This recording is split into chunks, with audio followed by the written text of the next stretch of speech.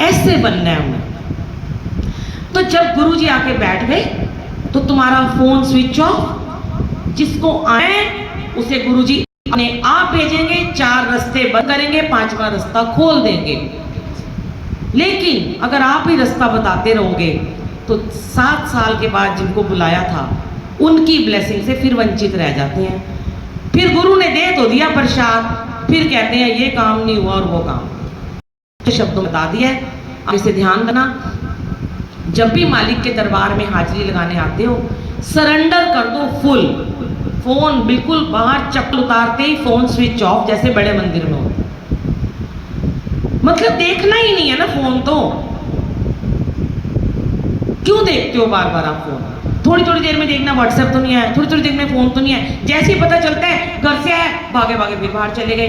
खुद तो डिस्टर्ब होते हैं। ऐसे बच्चे ना क्लास में ना हमेशा पीछे ही रह जाते हैं, जो खुद तो डिस्टर्ब होते हैं और बाकियों को भी करते हैं। और डिस्टिंक्शन किनको मिलती है? जो डेडिकेटेड होके बैठे होते हैं। आज मैं देख रही थी अंकल जी, 1 मिनट ध्यान नहीं हटा अंकल का। और जब लास्ट टाइम आई थी तो अंकल इतने डेडिकेटेड नहीं थे उस समय, ऐसे नहीं बैठे थे। और कहते हैं ना, अब मुझे तो गुरुजी ने टीचर बना खड़ा कर दिया।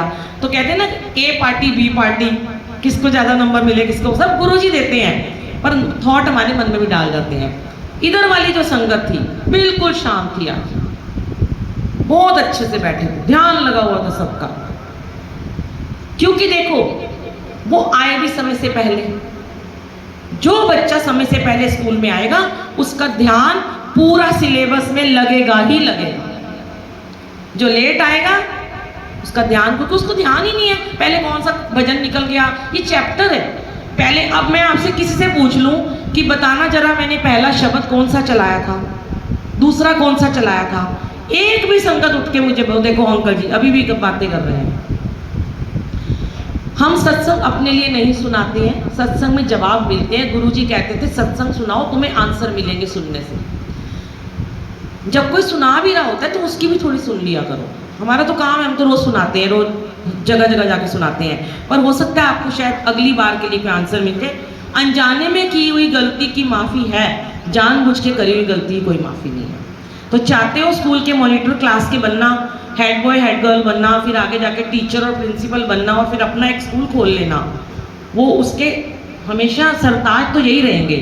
स्कूल खोलना नहीं, सत्संग की सेवा में लगा देंगे आपको कि चलो मैनेज करो। अब जब तक सेवादार खुद मैनेजेबल नहीं होगा ना, तब तक वो किसी को मैनेज कर ही नहीं सकता। अगर सेवादार, अब कितने अलर्ट रहते हैं, अगर इनमें से ही आज 2-3 सेवादारों को, आंटियों को गुरुजी ने उठवा दिया, मुझे नहीं पता था वो कौन है, पर वो इतने खुश हुए, उन्होंने इतनी अच्छी सेवा की। मैं कभी देखा भी नहीं उनको कि कैसे सेवा करते होंगे, पर गुरुजी ने उनसे आज करवाई है।